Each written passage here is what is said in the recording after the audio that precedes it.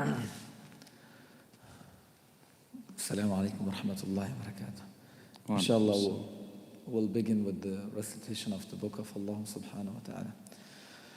أعوذ بالله من الشيطان الرجيم. بسم الله الرحمن الرحيم. ألف لام ميم. ذلك الكتاب لا ريب فيه هدى للمتقين الذين يؤمنون بالغيب ويقيمون الصلاة ومما رزقناهم ينفقون والذين يؤمنون بما أنزل إليك وما أنزل من قبلك وبالآخرة هم يوقنون أولئك على هدى من ربهم وأولئك هم المفلحون صدق الله العظيم.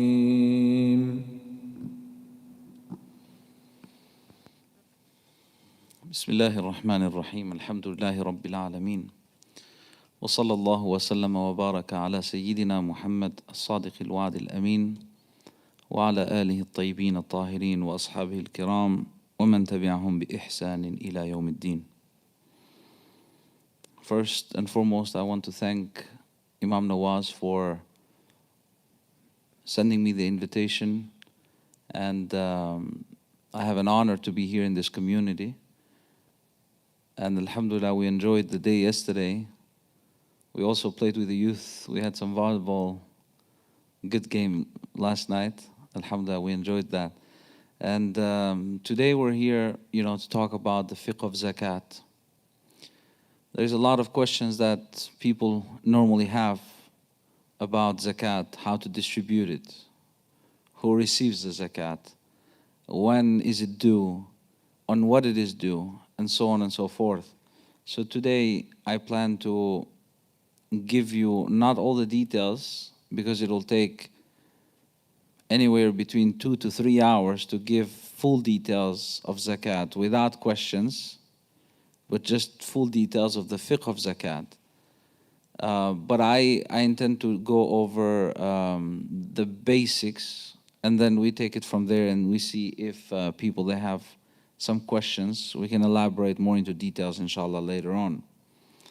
And you have the presentation right there. You can see there are two sources that I can follow today. For sure, what you see right here, this is the book of Imam Shurumbulali, rahimahullah ta'ala, one of the Muslim jurists who lived in Egypt, passed away in Egypt as well. And he is one of the well-recognized Hanafi scholars. And the rulings that I'm going to be based on today are going to be based on the Hanafi fiqh. So this book, though, has a lot of details. And when it comes to the chapter of Zakat, it can take us 2 to 3 hours to cover this. And I tried last time to cover this when I was here probably 3 years ago or so. And I know that maybe we did not cover everything. Or from what I remember, probably the time, we took a long time to explain all of this. So there is another short version of this chapter of Zakat that somebody else came up with, and that's why I chose to go over that one today with you. But if anyone is interested, again, to have this file in particular, you can find that as a PDF online for free. The name of the book is Nur al-Idah. Nur al-Idah. You can just type these words, Nur al-Idah of Imam Shurumbulali, and you can be able to download that. So starting with the concept of zakat, before we get into the topic, I just want to mention that Islam is very unique when it comes to distribution of wealth. It has a very unique system, the concept of zakat. And I am not familiar with any other faith system or government system that mandates what Islam mandates in giving of zakat and the way how it does, and the categories and the whole thing, pretty much, the whole package. There is no other faith traditions or systems that I'm aware of that offers the same way. But what's so interesting about what Islam has to offer in regards to distribution of the wealth is when you compare it to the other, like let's say for example, political systems out there, you have capitalism. And in capitalism, the stronger, unfortunately, is getting stronger and stronger. The richer is getting richer and richer. And the poor person or the poor class is getting poorer and poorer. And the middle class is, as a matter of fact, almost going out from the picture. So you have these two extremes. Well, Islam is not against being rich, but there is a responsibility with the wealth as well that you receive. And you can be a millionaire, you can be a billionaire, no problem, but as long as you fulfill your obligations towards those who are in need as well. In other words, you have to give. It is mandatory to give a certain percentage from your wealth. In capitalism, that doesn't exist. Right? You can give if you like to. Morally, it's okay. And sometimes that can change too. Morally, you don't have to even give. I mean, because the society makes the morals. Whatever society accepts certain morals to be a part of the society, that's what it remains. Those are the morals that remain. And if society, for example, says, you know what, for example, being a homosexual is acceptable and it is not against the ethics, that's what's acceptable. That's what, is ethically correct. So again, there is no divine legislation that legislates morals in a society. When you have capitalism, for example, even though I'm not totally against capitalism, but I'm against those values that would reject our understanding of values. Our scripture, the Quran and the Sunnah of the Nabi sallallahu alaihi wasallam. And then also you have on the other side, you have communism. I'm mentioning these two big systems that either were there or they still exist nowadays. And there might be some other systems as well for sure, but communism, I lived in communism for many years. And I have seen the level of poverty in society at large. And you didn't have rich people, you had no middle class pretty much, so everybody was poor. The concept was that everybody becomes rich one day by working hard, and everybody becomes rich, but the reality was that everybody was poor and everybody was in the same level. You cannot own your own stores, you cannot have your own business, everything belongs to government and you just work. And so pretty much it was a failure. That's why there is barely any country out there that still adopts the system, communist system in the world out there. So Islam has a very amazing, a very unique approach when it comes to maintaining stability, economic stability in societies out there. And again, it is not just the percentage of the zakat that you give, but other details as well that come with the concept of zakat. So as we start this topic, the topic of zakat, first we want to be familiar with what is zakat.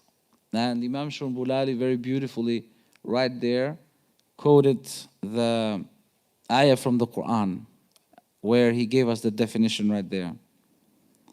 أحدهما, he says, there are two meanings. أحدهما الطهارة. The first meaning is purification or cleanliness. ومنه قوله تعالى خذ من أموالهم صدقة تطهرهم وتزكيهم بها, which means take from their wealth so that you might purify and sanctify them. What does this mean? Again, it is a purification of your wealth. So when people give in charity, they give the zakat in particularly, their wealth is being purified. Zakah. This is one of the meanings of zakah. And then the second meaning, he says right here, زيادة الزيادة.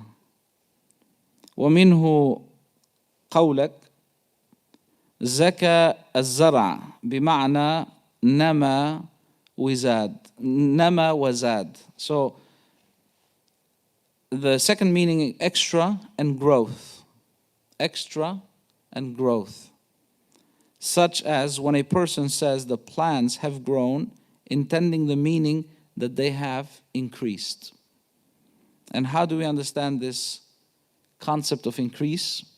Well, we know that Allah subhanahu wa ta'ala throughout the Quran and the Nabi sallallahu alayhi wa sallam tells us that when you give the money in charity, our blessings increase. لا ينقص مال عبد من صدقة. The wealth of the servant of God does not get decreased when he or she gives in charity. And we know that, as I said, according to the Quran, مثل الذين ينفقون في سبيل الله كمثل حبة أنبتت 7 سنابل في كل سنبلة 100 حبة. So Allah subhanahu wa ta'ala gives us these parables in the Quran where when you give, Allah increases it and multiplies your giving by many folds. It is like the seed that you plant, then later on starts developing other fruits and other, so these are all similarities of blessings that are being multiplied for the individual. All right, so we understand these two concepts now, that it purifies our wealth. And again, the purification is if you have done a wrong transaction, for example, or there is something wrong unintentionally, because intentionally it requires you to, pay back the person if you have not paid back, if you have made a mistake when it comes to transactions. But this is mainly, we're referring here to those shortcomings that you have done unintentionally, and you probably are unaware of those shortcomings in dealings with your wealth. Therefore, the zakat serves in order to purify your wealth, but as we said, also to increase it.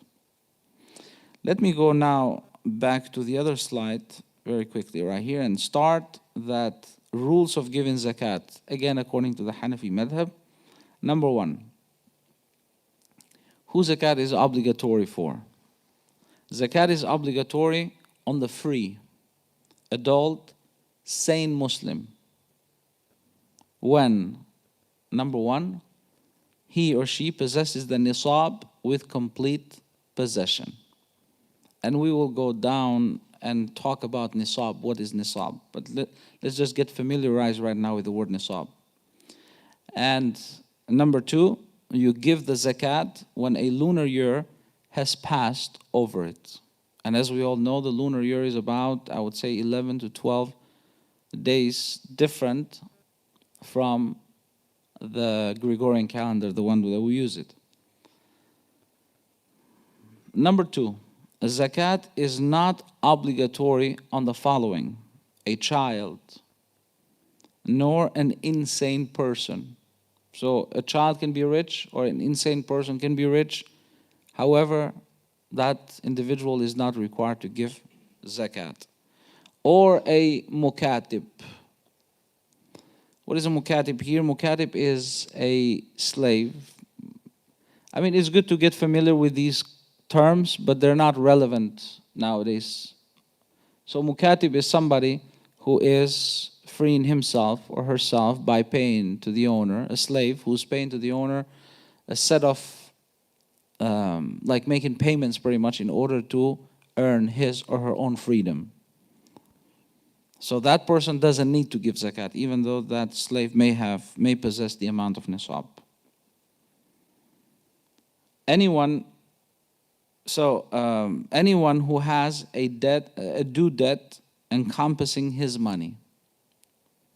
But if his money is more than the debt, he pays zakat on the excess if it reaches nisab. A very quick insertion right here, talking about loans, long-term loans. Somebody may say, well, I do have the amount of nisab, but I have $300,000 loan to pay towards the house. The long-term loans, they do not count. So you can take that off because it's a long-term loan, and you pay zakat even if you have a long-term loan based on the amount of nisab that you have accumulated in one lunar calendar year, and you have saved that amount of money or whatever it is. When I say whatever it is in regards to the categories of those matter, or those like whether it is gold or silver or crops or business, right? You have stocks and 401k and all that stuff, whatever it is from these categories. So we go on to number 3. If one advance pay the zakat before the year has passed over it, and he possesses nisab, it is valid, right? So you're due, let's say at the beginning of Ramadan or at the end of Ramadan, and you give that on the first day of Ramadan. That is totally permissible. Number 4, if wealth is destroyed after the obligation of zakat has become due, it is waived. Like let's say, for example, you had enough money. In other words, you had the amount of nisab for the entire year, and now you're thinking to give it out 2 days later, or let's say 1 week later. But during this time, the wealth is gone. Something happened, and you had to give up all of that wealth. Then what happens? You don't pay the nisab. You don't pay the zakat. Why? Because you don't have the wealth anymore. Common sense. Number 5, zakat is due on the following: gold, and we'll go over these: gold, silver, cash, trade goods, freely grazing livestock kept for milk, breeding or fattening, camels, cows, sheep, and goats. Produce, excluding firewood, reeds, and grass, and then buried treasures and metals. Like all of a sudden you find treasure or you find metals, you are responsible to give zakat out of those. Zakat is not due on the following. Number 1, residential homes. So again, when we say residential homes, that doesn't, like let's say you have 3 residential homes and you go for vacation in 2 of them, but one is primary residence for you. You do not give zakat on that primary residence, but you're going to give zakat on those other residences. That, yes, they are residences, but you are not using them as primary residence. Whether unless you are doing business out of those. Like let's say you are renting them out. If you're renting them out, Airbnb, for example, many people are doing that, or other forms of renting them out, then or using them for business, that's a different story. But if you're using those for residences, but they're not your primary houses, then you have to give zakat on those properties as well. Body clothes, no matter how expensive they are. Riding animals. slaves in service, weapons of use. Number 7, zakat is only valid if offered with an intention, coinciding with a payment or coinciding with the setting aside of the obligatory portion. Sometimes I have people coming to me and saying, Imam, I just gave in charity $10,000. And the person may have to give as zakat, let's say $10,000. But he or she did not intend to give that money with the intention of zakat. Does that count or not? It does not count. If the intention is not there for that specific reason, then it does not count as zakat, though there is a lot of rewards in it for sure, as a sadaqah, but not as zakat. All right, so we move on to zakat on silver. Number 1, there is no charity obligatory on any silver less than 200 dirhams. 200 dirhams corresponds to 19.69, or let's say 20 ounce, right? 20 ounces of silver, which is approximately 612.36 grams. So if you have 612.3 grams of silver, or 20 ounces approximately, you have to give. Now that fulfills the amount of nisab right there. That is the amount of nisab. And you kept that from the beginning of the lunar year all the way to the end. That remained in your possession. Then you have to give 2.5% out of it. Number 2, then if it is 200 dirhams and a lunar year, we just mentioned this one, we don't go by the dirham, so you can convert that into dollars, as simple as that.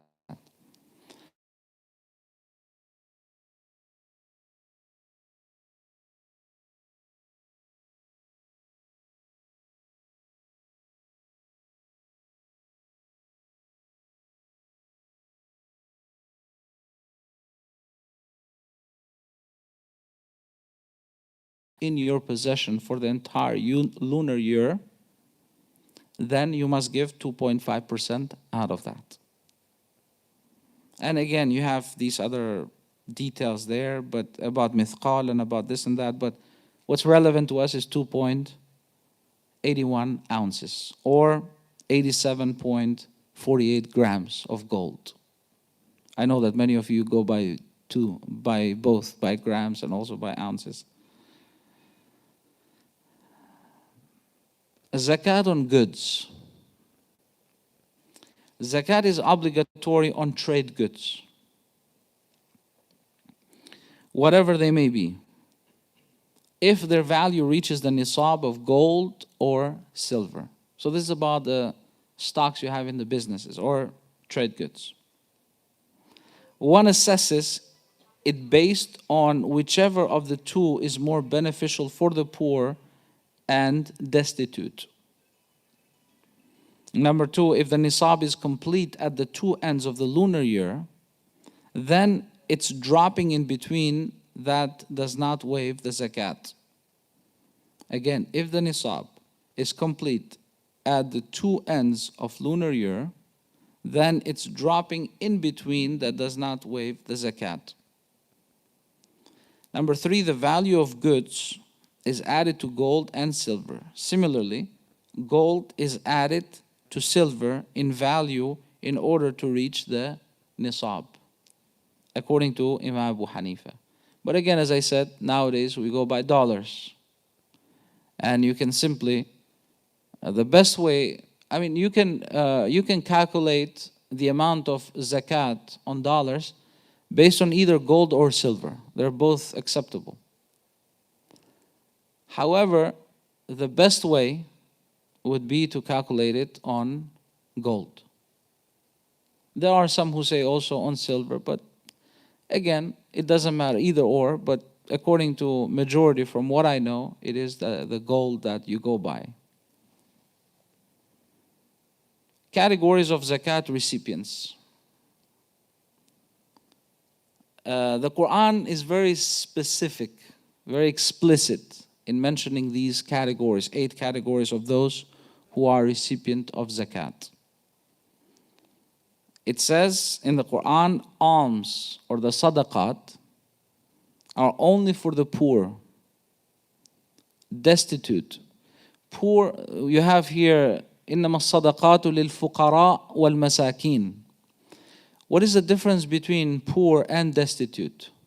Poor is someone, or the faqir, is someone who has no money at all, cannot support himself or herself in any possible way,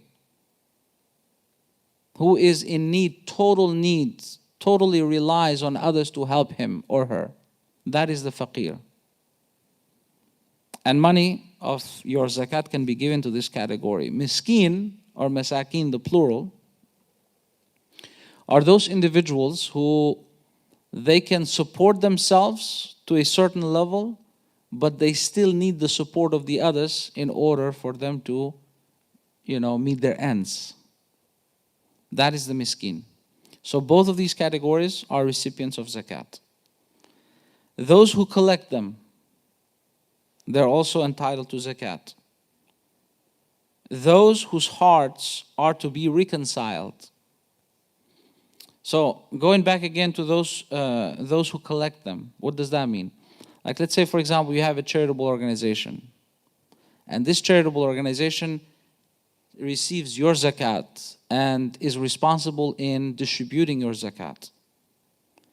Now, the employees of that company can receive from your zakat as well. Like, in other words, this charitable organization can pay their own employees with the money of zakat that was given to them from different individuals.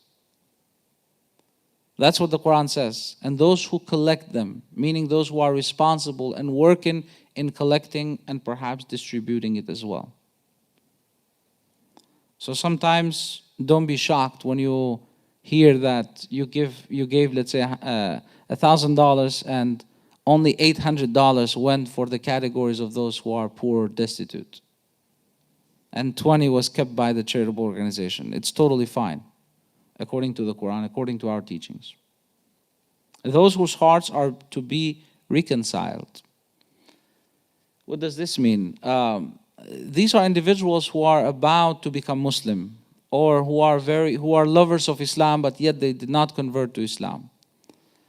Some people, they have a wrong understanding about this. They may think that we are buying people to embrace religion. Religion or faith is a matter of heart. It's not a matter of, well, you can give the whole world, and if somebody doesn't want to accept Islam, it's not going to work. But this is to show your kindness. This is to show your support to these individuals. Think about it as a gift. You are given gifts in order to get them closer and closer. I mean, we distribute gifts, right? We give, sometimes when we go and see people when they are in the hospitals, we send something. When we go and visit each other, we give gifts. Is that right? I mean, we come with some gifts and things like that. So similarly, when somebody is about to become Muslim, it's the right time to express your appreciation, your kindness, right, to such individuals by giving something. And even if that involves you giving from the zakat, it is totally fine.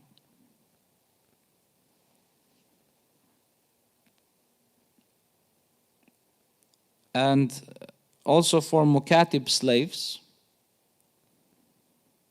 Mukativ slaves are those, again, who are trying to purchase their own freedom. Debtors, those who are in debts. And in the path of Allah, those who are, like, let's say, soldiers, for example. The army can receive the zakat. And the wayfarer. Wayfarer is somebody who Ibn Sabil, who is a traveler. It is not ordained obligation from Allah. It is an ordained obligation for Allah. In other words, these to give your money, to give your zakat to these 8 categories, it is a mandate or obligation from Allah. And Allah is all-knowing and wise. And here you have all of these categories right here that I just went into details. So you have an option to either give all of the nisab to one of these categories, your zakat to one of these categories, or you can distribute that zakat to different categories. Like let's say, for example, you can say, I have to give $2,000 in zakat, and I prefer to give 500 to, let's say, fuqara, and another 500 to the masakin, and another 500 to Ibn Sabil, and another 500 to those who are collecting zakat. Whatever the case may be, that's fine. Or the whole amount to one.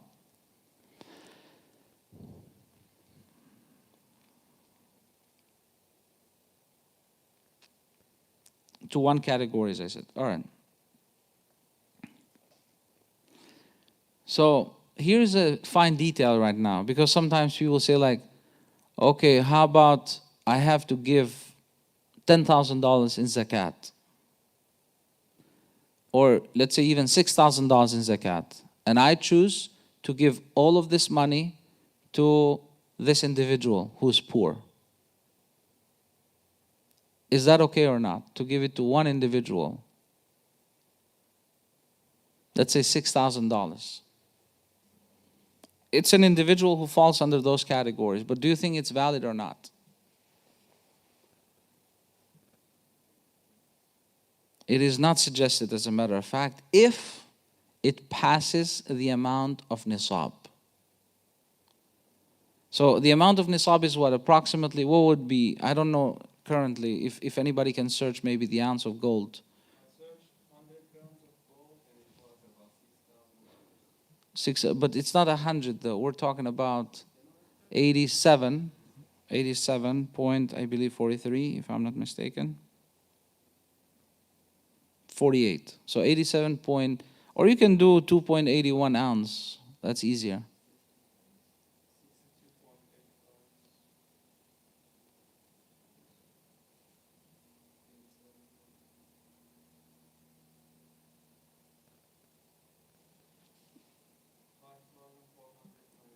$5,400. Let's say 5,400. So 5,400 now is the amount of nisab from the monetary values. Now, if you give, let's say, you have to give zakat, right? You have to give zakat because you had, let's say, $100,000 in savings. You have surpassed the 5,400 way above. You have gone way above. So your amount of zakat may be equal to, let's say, $7,000, more than actually nisab. Now that $7,000 that you have to give in zakat, you're not required or you're not encouraged to give it to one person.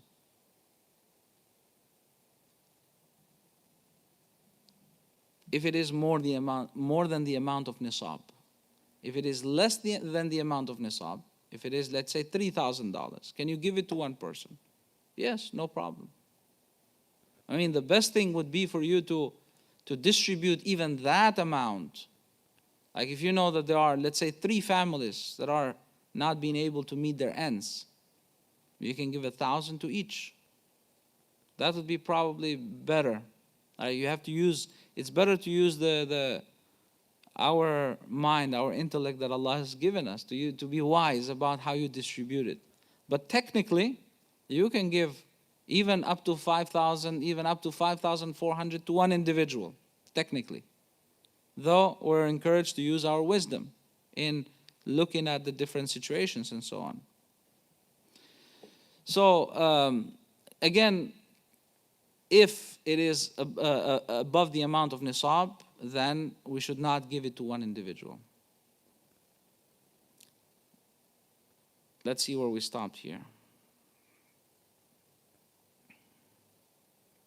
I think this is where we stopped, right? causes not eligible for receipt of zakat. So it is not, number one, it is not permissible for one to give zakat to a dhimmi. Anyone is familiar with the word dhimmi? Dhimmi is a non-Muslim who lives in a Muslim country or in a Muslim governed society. He is considered to be a dhimmi, and dhimmi usually pays taxes towards the Islamic government. So it is not permissible for one to give zakat to a dhimmi. In other words, zakat is given to Muslims. Number two, sadaqat, they can be given to everybody, right? But zakat in particularly is given only to Muslims. Number two, nor may a mosque be built with it. Again, Hanafis are very particular in this. However, nowadays there are different scholars from the Hanafi school, including my Sheikh Wathiq, Allah hafadhu, who says that it is okay in case there is no other resources to build a mosque or to update it in a way that it is a must, pretty much. It is not luxury. It is not unnecessary. Like sometimes people, they may update it and they may paint it and they may, but it's not necessary. We're talking about when it is necessary. It is okay to use the money of zakat in order to build or in order to maintain the mosque. Traditionally, as I said, Hanafis, they were very particular about this one, and not Shafi'is and the others. Shafi'is, they're okay with that. But Hanafis they were traditionally known to be against it. But again, we have to be very considerable that we live in a place like Muslims back then, they lived in their own Muslim societies. But now we live in non-Muslim societies where sometimes we have to, not sometimes but all the time, we have to depend on our own communities in order to maintain and in order to build our mosques. And sometimes there are certain communities that don't have enough resources to build a mosque. So can the money of zakat be used? I'm personally a little bit iffy. I believe that if we put enough efforts in our communities, we can get that done. Sometimes to me, it seems that it's a shortcut, to use the zakat money, it's a shortcut without utilizing the resources that we have. But there might be some individuals out there who may not be, very effective in looking for those resources in their communities. Not that it is a matter of being lazy, but it could be a matter of not speaking the language very well, for example, not understanding the dynamics of the community and all of that. But that's what the community has as leaders, for example. So in such a cases, I would say that it might be permissible. Otherwise, I would leave that personally as a last resource. Last resource. Number three, nor may be a dead person be shrouded with it. Number four, nor may a slave be bought with it to free. Number five, nor may it be paid to a rich person. Nor may it be paid to a Sayyid.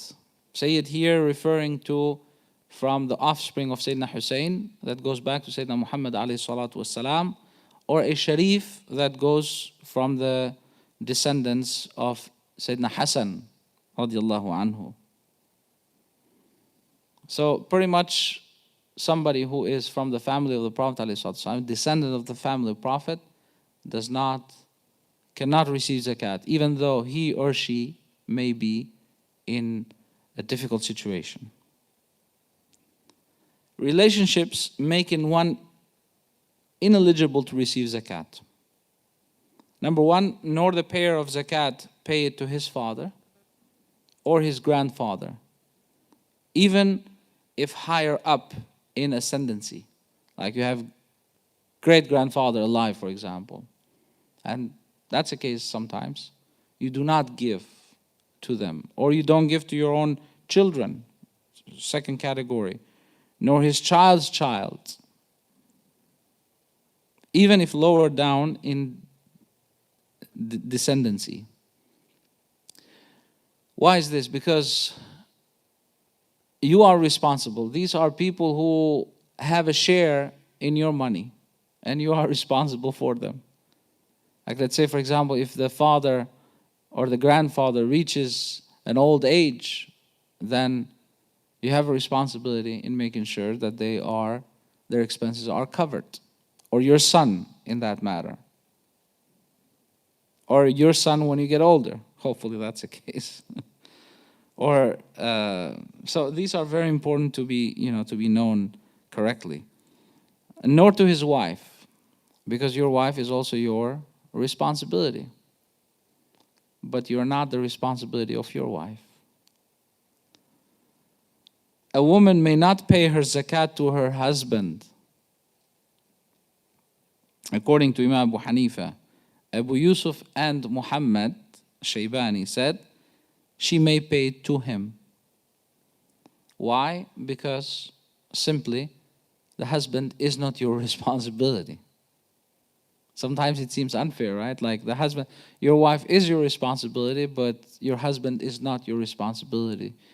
I don't mean your responsibility in relation and all of that, but in responsibility in giving the money and maintaining. Number 4, one may not pay one's zakat to one's Mukativ or slave, nor to the slave of a wealthy person, nor to the child of a wealthy person if he is a minor. Number 5, it may not be paid to Banu Hashim, and they are the household of Sayyidina Ali, the household of Sayyidina Abbas, the household of Sayyidina Ja'far, the household of Harith, Ibn Abdul Muttalib, nor to their freed slaves.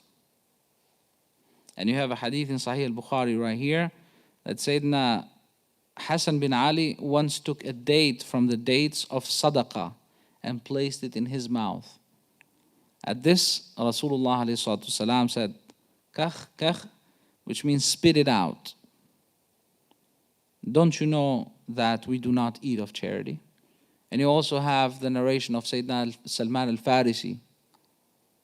Salman al-Farisi, if you remember, when he became a Muslim, help me out. What do you remember from the story of Sayyidina Salman? There were 3 conditions that he wanted to find out if Nabiullah Sayyidina Muhammad was the real prophet or not. He was told by some other religious authorities prior to going to Medina. Do you remember what those are? All right, from the hadiyah, but not from sadaqah.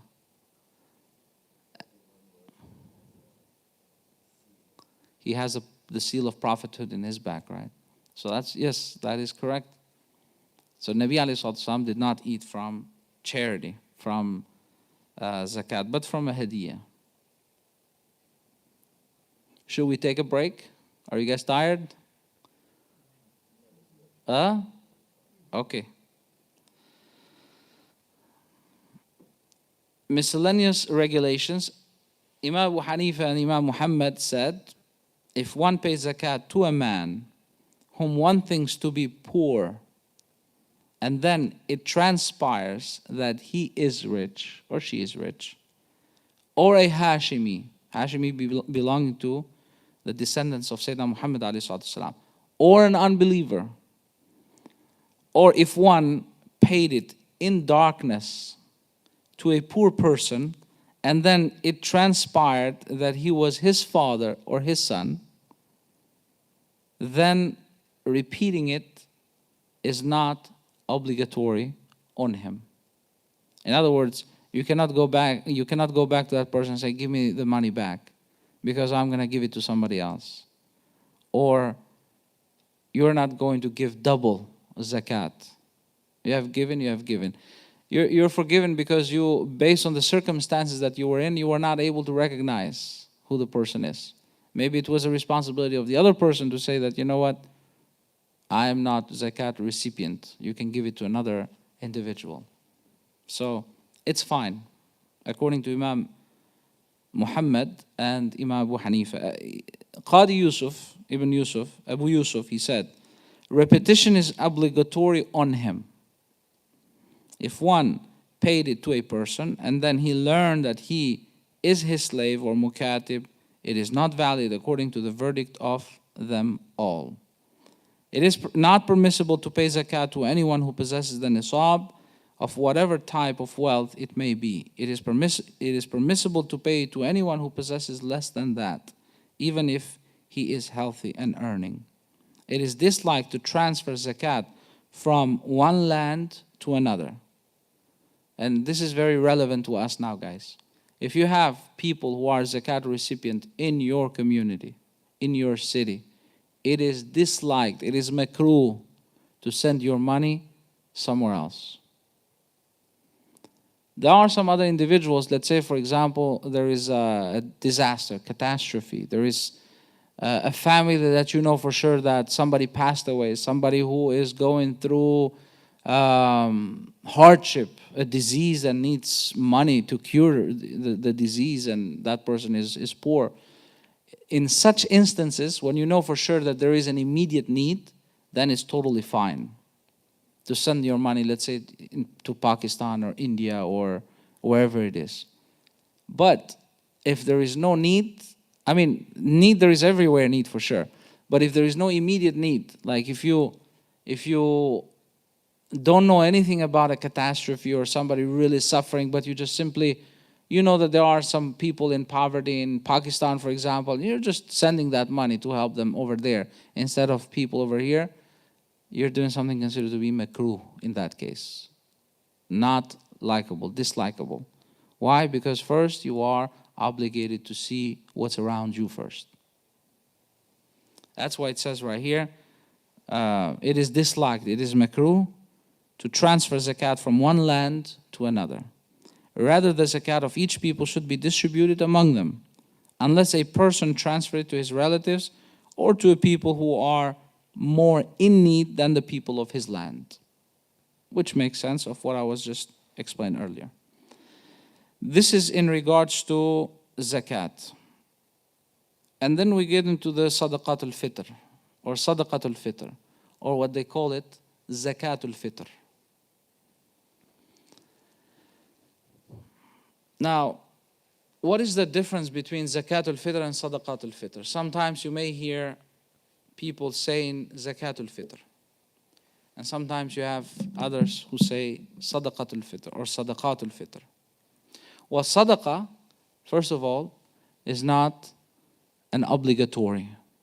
When you say sadaqat al-fitr, right there you're making a statement from hukm perspective, from the ruling perspective, that this is not a obligatory deed when you say sadaqah. But the moment you say zakat, according to Hanafis, zakat is considered to be obligatory. And I want to distinguish these, even though they can be interchangeably used, the word zakat and sadaqah. I want to make sure that we have a right understanding. According to Hanafis, wajib is considered to be less than fard. Let's use the word mandatory and not obligatory. Mandatory. From the hukm perspective, when it comes to the ruling, wajib is mandatory but not obligatory, because there is, let's say for example, a hadith that may be sound, but because it is considered to be khabar wahid, for those who are familiar with the concepts of khabar wahid and sahih, da'if, all of these. Khabar wahid is a single chain narrated hadith, though it may be authentic. So Hanafis, they would consider anything that comes out of a khabar wahid hadith as mandatory and not necessarily as obligatory. For example, even the prayer, the recitation of Surah Al-Fatiha, it does not come to us through the Quran. It does not come to us through mutawatir hadith, hadith that is narrated by a group of people in every generation. It does not come to us like that, but it comes to us from a single individual, single report, it's called. Though it is sound, it is sahih hadith. Hanafis, they will consider that, and they will make it mandatory, yet not into the level of being obligatory or shart. Like, for example, qira'atul Quran. Qira'atul Quran is condition in prayer. In other words, if you did not do it, then you have to redo the prayer. If you did not do it, you have to redo the prayer. The sajdatul sahwu will not take care of it. However, if you have, that's based on the Quran, right? فَقْرَأُوا مَا تَيَسَّرَ مِنَ الْقُرْآنِ, where Allah commands to recite the Quran as we're doing the prayer. So this becomes shart from the ruling that comes from the Quran. Or mutawatir hadith, as I said. Hadith that is narrated by a group of individuals in every generation. So if it is not, then it is wajib, even though the hadith may be sound, authentic. And in the prayer, for example, if you are missing a wajib action like Surah Al-Fatiha, then what do? You can do sajdatul sahwu. And you finalize the prayer like that. It's totally fine. As long as you have recited some Quran. But let's say you missed Surah Al-Fatiha, you just recite some Quran. This is totally fine to do sajdatul sahwu. I don't think that anybody would do that, but I'm just talking to you about the ruling, how the ruling takes place. So in this case too, when you say zakat, it is a shart, it is a condition, meaning that if you don't do it, you're going to be sinful and you have to. There's no other ways around it. Sadaqah, when you say sadaqah, it can fall under something that is sunnah, and I'm not saying that sadaqah al-fitr according to Hanafis is sunnah, absolutely not, but it can fall under the sunnah. It can fall under something that is preferable to do, or it can go up to wajib. Therefore, the Hanafis, they said, given the sadaqatul fitr, it is wajib, it is mandatory, but it does not fall under the category of obligatory, of fard. So the others, on the other hand, they would consider this wajib. Like Shafi'is, for example, they would consider this to be wajib, but wajib according to Shafi'is is obligatory. It is not the same wajib as it is with Hanafis. I hope I'm not getting you confused. Am I? No? Everybody is following? All right. So according to Shafi'is, wajib is something that is considered to be obligatory. It is a must. It has a condition pretty much. So that's why they view it as something that is obligatory, something that is a must to be given. And Hanafis, they put it one level down. They consider that as wajib, but not into the level of fard. That's why they call it sadaqah. And that's what I wanted to explain, this difference between zakat, zakatul fitr, and also sadaqatul fitr. Because Hanafis, they refer to it as sadaqatul fitr. Those who are not Hanafis, they will say zakatul fitr. So you are familiar with these two concepts. All right. Number 2, he gives it out on behalf of himself. So number 1, actually, sadaqatul fitr is wajib on the free Muslim if he is in a possession of the quantity of nisab in excess of his dwelling, clothing, furnishing, house, horse, weapons, and service slaves. So here, again, it's another concept now. We're dealing with nisab, with that 81.48 grams of gold, right? 87.48. So we're still dealing with the same amount of nisab right here. However, this amount of nisab does not have to be saved. Like, for example, it has to be saved for the whole year in order for you to give zakat. Doesn't have to be from the saved money. But you just have that in possession. You have in bank, let's say. Yes, one day it may go $100. Later it may go $2,000. It will be below the amount of nisab. It doesn't matter. You have to give. You have to give out of it. So pretty much anybody who does not qualify to be a miskin or to be a faqir should be given out of his or her money in zakat al-fitr or sadaqat al-fitr. So if you own less than the amount of nisab, you are dependent on other people to help you actually in that case. You can fall under the fuqara or the masakin, and in that case you do not have to give. It is not wajib upon somebody to give it. Any question about this one? Sadaqat al-fitr. All right. Number 2, he gives it out on behalf of himself, his minor children, and his slaves. He does not pay it on behalf of his wife, because wife has her own sadaqat al-fitr to pay, or zakat to pay in that matter. Unless wife tells her own husband, all right, this is, you are the proxy in this case. You're the one who I would like you to pay this money.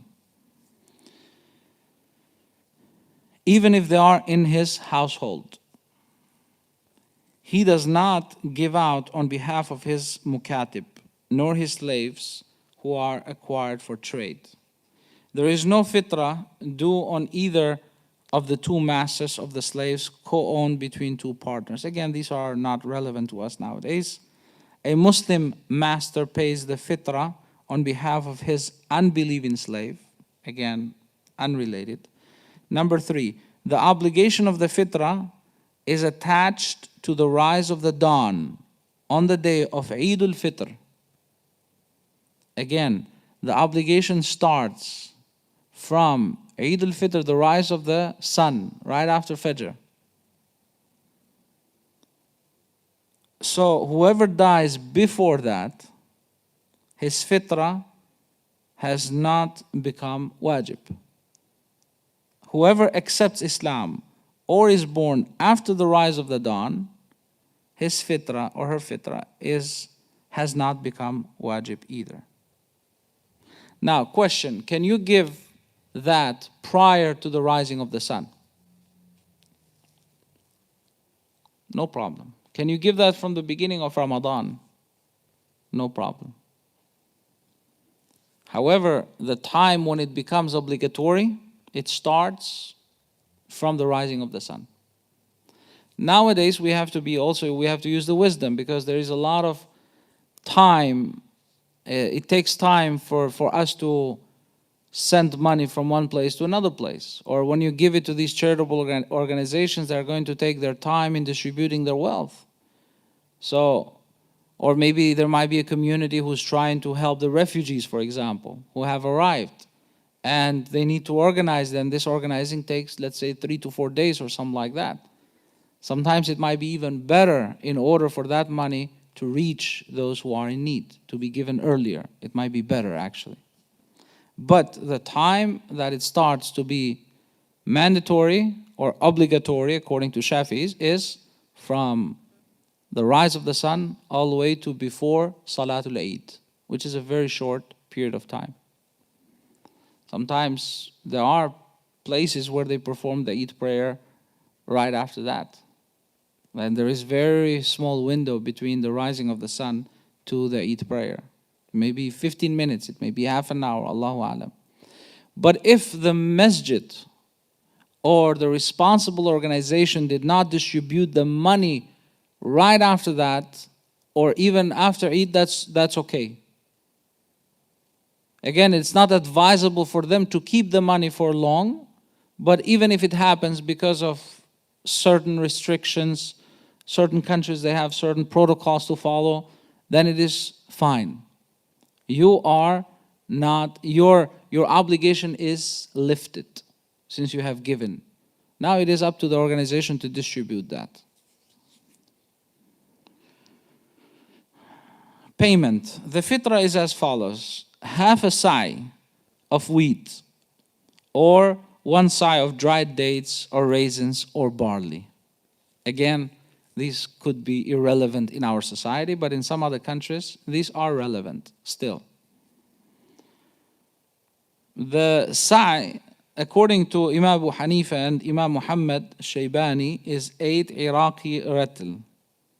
Abu Yusuf said it is 51/3 ratl. So 1 sa'i is a volume of 2.3 liters. So now, 2.3 liters, it equals to, corresponds to approximately 3,141 grams. So if you have that in the amount of wheat, you can convert that into, you can have that in wheat, or you can have that in double of the amount on dried dates, or double of that amount on barley, because barley is way cheaper than the wheat. Here, I don't think that's the case, so we have to go according to the place here. But that's what, back in those days, this is the way of measuring. Barley used to be cheaper than the wheat. Here, most likely, I'm assuming that barley is actually more expensive than wheat, from what I know in America, or I might be wrong. If that's the case, then you have to be relevant. But here in America, talking about the amount of sadaqatul fitr, it depends from state to state. Like in Arizona, for example, we have agreed overall in our centers to have $12, as long as it covers the meal for morning and evening, 2 meals per day. That would be the amount of dollars that you would be given to somebody who's in need, $12. And I know that in some other places where food is more expensive, it might be, $15. Or I heard that there are either places like $20 or more that they give. And remember, one of the things is that the more you give, the better it is. This is the minimum. Sometimes people, they go like, okay, how much do I need to give? $12, $12. Here's the money. They're doing the minimum. That doesn't mean that you're doing the best. You're just fulfilling your obligation or your mandate. But to give more, it's always more preferable. There is always more hasanat. So I know people, they go like, okay, we're 3 people in our family. Here's the $60. And that's always good. Here's $100. That's always good. So don't be always satisfied and happy with the minimum.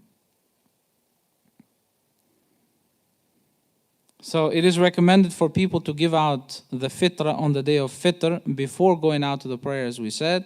If they advance pay it before the day of fitr, it is valid, as we mentioned. But if they delayed it beyond the day of fitr, it is not waived. You still have to give it, but it is not considered anymore as sadaqatul fitr or zakatul fitr.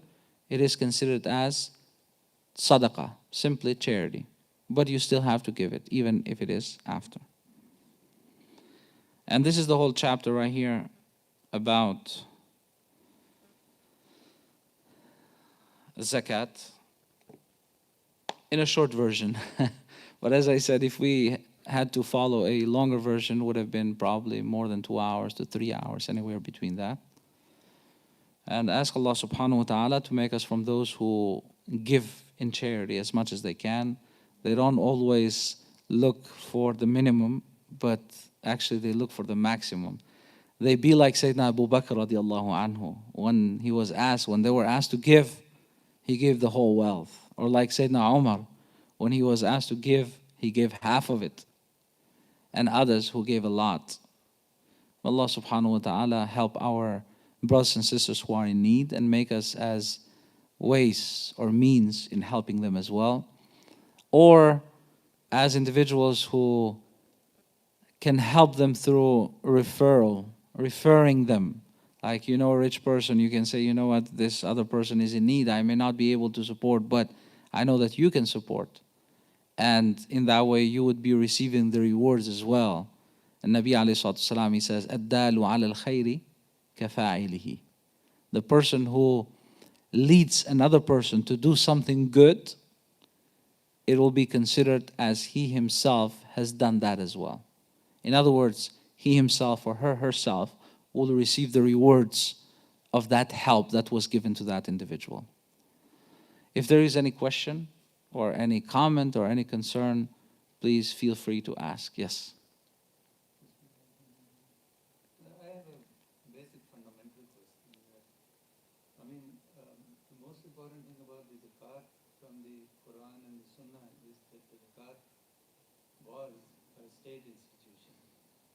The state appointed people to collect the zakat. Yes. Now, my question is that when and why the fuqaha started giving individual the authority to distribute their own zakat and choose their own recipients of zakat. That is right, that the Quran commands, خُذْ مِنْ أَمْوَالِهِمْ, take from their wealth. We live in societies nowadays that we do not know how much individuals possess, especially in a non-Muslim society. It is very hard to know whether you are rich or not, whether you are somebody who can give zakat or not, qualified to give zakat. Therefore, my approach as an imam, or my approach as a board, or my approach as an Islamic organization may be a wrong approach, especially not knowing the circumstances, not knowing these details. Back in the days, it used to be well known who is rich and who's poor. Therefore, the Islamic government, especially during the early years, had the responsibility to go out there and to collect the zakat. But nowadays too, Muslim governments, in those places where they have, for example, let's say, where they know the rich people based on their bank accounts, they're fine to take from their wealth as well. But again, they have to be sure.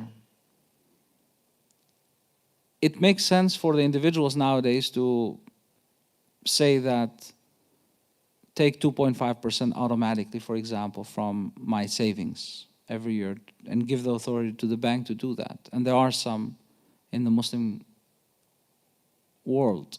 There are some other systems where they even take 2.5% from the paycheck, from what they make, and they accumulate that. By the end of the year, it is all given, or it's given on monthly basis from whatever they save.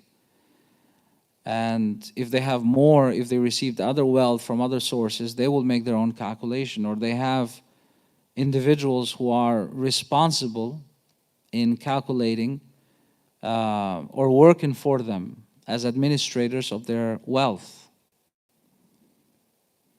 And those individuals, they will do it on their behalf. So you have all of these different ways of distributing and managing the zakat accounts and the amounts that you give. But as I said, the Quran, and it is valid, the ruling is valid if the leaders of a certain community, for example, know, and they have, the government, for example, has access to the accounts of individuals, and they know for sure that these individuals do not give zakat, but they are entitled to give zakat, then the government is entitled by the Quran to take from their money and use it as a zakat. Which totally makes sense, even if it is against the individual's will. You can say, oh, we live in a free world, we live in a, this system and that system, but technically they do have the right to do that. And they're commanded actually to do it. خُذْ مِنْ أَمْوَالِهِمْ صَدَقَةً. Take from their wealth. But again, if a person individually, as I said, chooses to give it without people from government coming and getting that amount, that's totally fine as well. And especially living in mixed societies nowadays, pluralistic societies and governments that are not even Muslim governments, then it ends up the responsibility of the individual to give that, to give that zakat. Wallahu ta'ala a'la wa a'lam. Yes. Taxes, no. No, taxes, they do not count. Like, let's say, for example, you receive $2,000 in tax. It doesn't count unless that money has remained with you, right? Has remained with you for 1 lunar year, then you have to give. Again, if it is added to the other amounts, because $2,000 is not, does not fulfill the amount of nisab. We said that nisab is 5,400, right? If it is below that, even if you saved all of that in your checking account or cash or whatever the case may be, or you have the same value in gold or silver or crops and all that, then you don't give anything out of it. I mean, you want to give, alhamdulillah, you can give as sadaqah, but not as zakat though.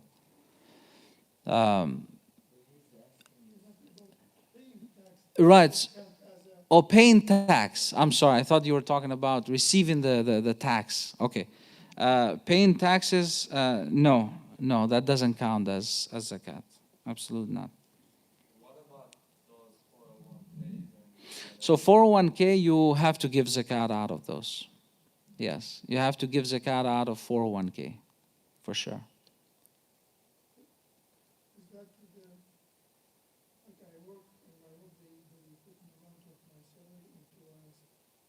Right, yeah. So here's how we have to think about it. The basic thought, the basic approach to these accounts that you don't have, I mean, you can withdraw that money, but it is mainly accumulated for a later withdrawal. So the way how we approach that is that technically is your money. If you want to withdraw that right now, you can. But you have to calculate how much you have to pay in taxes, right? How much you have to pay penalties. And you have to also be aware that some of the employers can say that we also give 50% or 100% towards your 401k. Like, let's say you are putting towards 401k $2,000 and the employer says, you know what, we're going to match the same amount too, and they put another $2,000. However, if you're about to withdraw that right away, they will say that no, we're going to give you only half of it if you do it now. But if you withdraw that later on when you retire, then we'll give you 100% of it. So there are all different rules and regulations of these companies or employees, the way how they do things. So you have to take that into consideration. If you have to pay taxes out of it, if you have to pay a penalty, or if the employee, for example, yes, they give you 100%, but in reality, they will give you only 50% if you're about to withdraw it right now, or maybe give you nothing, whatever the case may be, then you have to take all of these out of your, you have to calculate the amount that you have to give out of it without these strains, without these strains attached to your withdrawal, and then you can give money out of it. You can choose to give that money though, either when you retire, that's also an option. Either when you retire, which is going to be a lot of money, or you can choose to give that every year. It's up to you. Because this money, yes, you do have it, but you don't have, it's not in your possession. It is being saved. Right? It's being saved, and it is for retirement. That's why scholars, they have talked about this, and they said that you can give this when you retire. You can give all of that zakat for all of those years. It's not an immediate access. It's not an immediate use. The purpose is to be saved for later when you retire.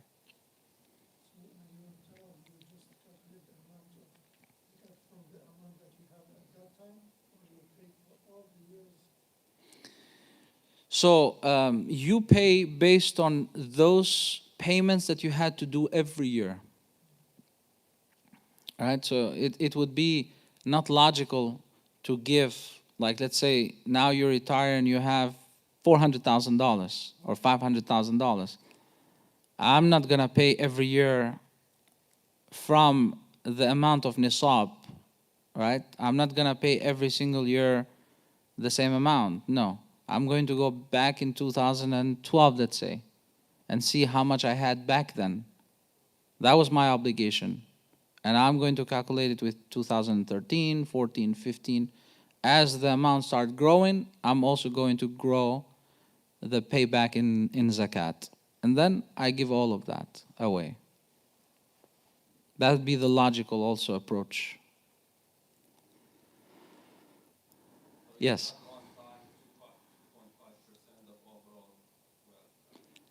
No. Yes, yes, for because you saved that. I mean you say. Yeah, so it would be calculated that way. Yeah. Yes. Explain a little bit more about the kinds of debts that should be considered before calculating the nisab and which could be avoided. The debts. Yes, like car loans. Right. So let me get back to this first the question that the brother asked earlier. It is possible, though. I mean, here's the thing: if you're going to give, I think it's going to end up being the same thing, right? Yeah, yeah, because the amount will grow and the nisab will also grow a lot more. In that case, so yeah. Going back to the question, again, if you have short-term loan, like let's say, for example, you get it from somebody. You get like, let's say, $2,000 or so from somebody, and you have to pay it. This is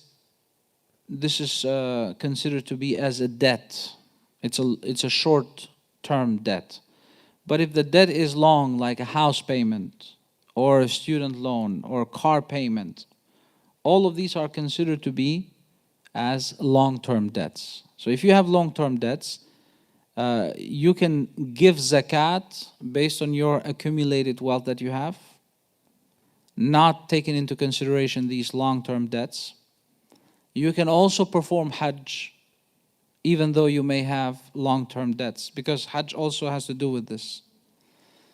But if you have short-term debts, as I said, like mainly when you would be borrowing, for example, from individuals, a certain amount of money and you have to pay it back within a short period of time, like you're trying to save a lot, in order to give that, then you have to take that into consideration and calculate that as well, take that out from the amount, that debt. Yeah. Short term, maybe 1 year or less. Right. It would be considered as, mainly individuals who you have taken the money. Or even organizations, Let's say you buy something and you have to pay it in 1 year. Furnitures and things like that, Yes. I own a house here, a residential house in the United States. Yes. I also have another house back in my country. I bought it from my mother. My mother, she's an aged Woman. she's living in it. Do I have to pay? There is no need to pay zakat out of it. No need. Because that house is serving not as it's not serving as a vacation home, but it is serving as a house where you are accommodating your mother, right? And that is the responsibility, right, of the son to take care of the parents and all that. So it's totally fine. Any other question?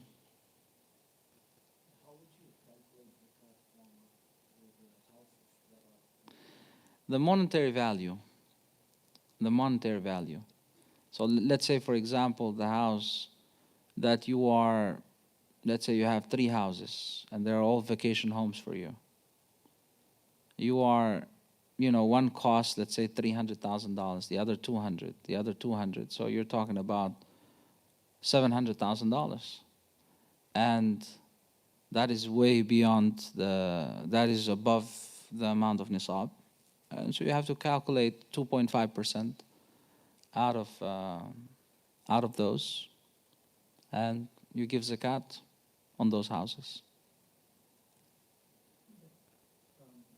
In case of commercial goods, I mean, if you have inventory, you don't pay zakat on the inventory, you pay zakat on the sales and the proceeds that you get. So again, there are two different opinions, two different approaches on that. Hanafis are a little bit more strict, and they will say that you give zakat based on your stocks, based on your inventory. You have to give zakat on that as well. And others, they say, no, you don't give zakat out of your inventory. It depends what you follow, very much. And also, I wanted to mention about the women too. There is a difference of opinion among the scholars as well on their jewelries. The Shafis, for example, they say that you don't have to give anything out of your jewelries. Like, let's say you have above 87.48 grams of gold, they say you don't have to give. Even if you have kilos of gold, you don't have to give. Hanafis, they say, yes, you have to give. If it reaches the amount of nisab and it remained in your possession, you have to give out. So these are different approaches on inventories, on women's jewelries. Regarding jewelry, a common sense approach is that jewelry which is in everyday use, on that you don't pay zakat. Yeah. Anything that is Yeah. paid in the locker, Right. that you pay. Right. I see the point. Yeah, I see the point. That's why there are difference of opinions. Yeah. Some people sometimes talk about not paying zakat on any precious stones other than. Zakat is not paid on stones. Okay. Yeah. Like diamonds or something? Yeah. I've heard that too often. I just thought it was Yeah. Yeah. pretty weird. Yeah. You don't pay zakat on those. On precious metals, precious metals, yes, but not on stones. I was thinking about the treasure, the hidden treasure, the buried treasure. Does that refer to anything that's extracted from the earth? Right. So metals, as I said, but also treasures here is referring mainly to you find a treasure. Like those treasure hunters, for example, they dive deep in the sea and they find all of a sudden a lot of gold. Then they have to give out of that, you know.